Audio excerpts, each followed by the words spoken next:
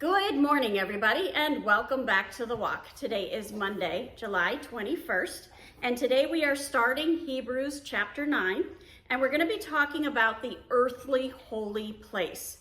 Okay, so we've kind of got a comparison that's going to be happening here. We're going to have the temple and the tent of meeting that was set up by Moses here on earth, but yet there's this other temple up in heaven that is like the most holy place it could possibly be. So right now our focus is on this earthly holy place. The ESV Fire Study Bible had this to talk about it when it mentions the first covenant. In his discussion on how the new covenant established by Christ is so much superior to the old or first covenant, the writer to the Hebrews analyzes the major features of worship and sacrifice in Israel's religion. So it's going to be talking about the different things and what they represent. There's a lot of meat to this. Verse 1, now even the first covenant had regulations for worship and an earthly place of holiness. For a tent was prepared, the first section, in which were the lampstand and the table and the bread of the presence. It is called the holy place.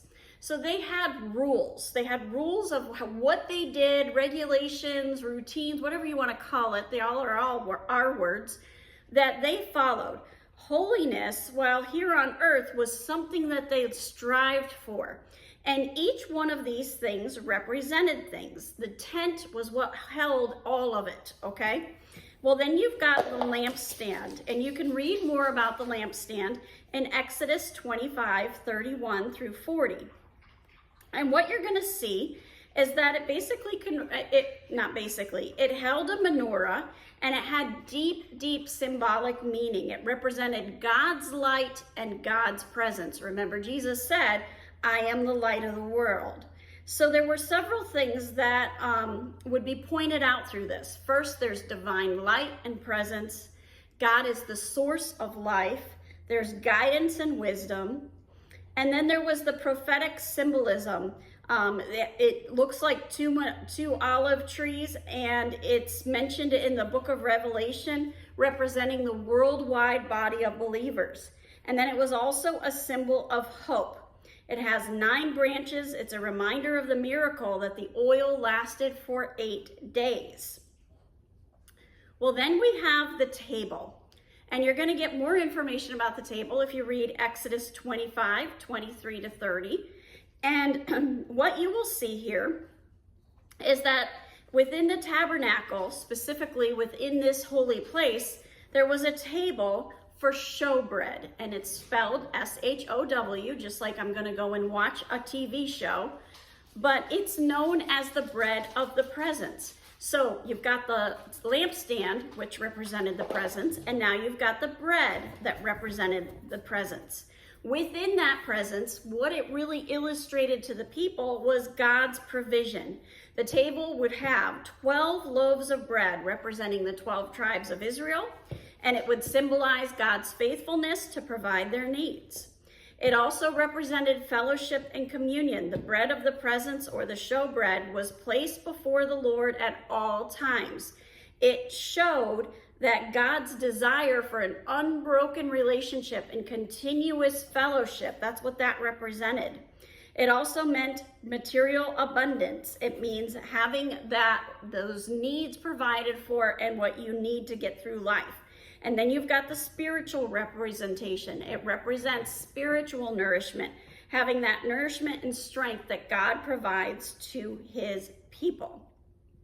What's interesting is, in Judaism, the bread of the presence, also known as the showbread or holy bread, refers to 12 loaves of bread that were placed on a golden table in the temple's holy place. They were placed in 2 stacks of 6. You'd have 1, 2, 3, 4, 5, 6, representing, and that again represented the tribes. The bread symbolized God's provision and sustenance for the people.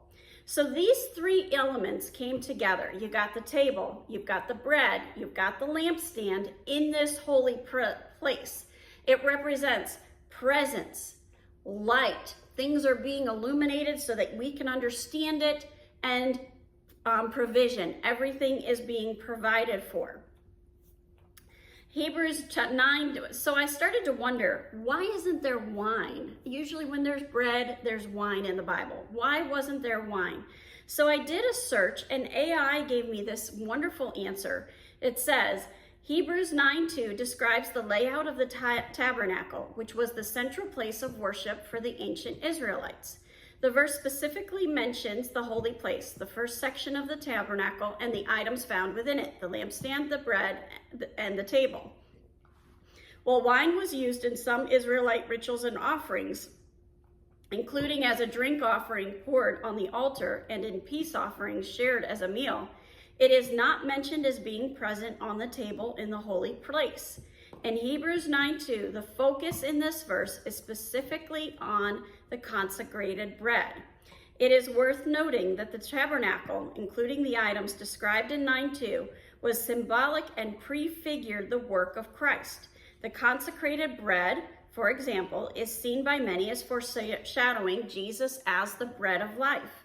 The tabernacle's design and rituals emphasize the need for atonement and cleansing before approaching God's holy presence.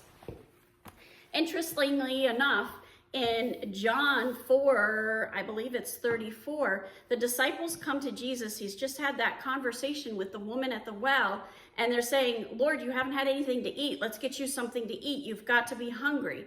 And he said, my nourishment is doing the Father's will. So this is all about recognizing that we have the ability to have that continuous, unending fellowship with God. Jesus is the light of the world. Jesus is the bread of life. And then we've got the table that it's all laid out there for us. All we have to do is continue to follow what God tells us to do and enter into that relationship with Christ, and our needs are met. Have a wonderful day. God bless, and keep walking the walk.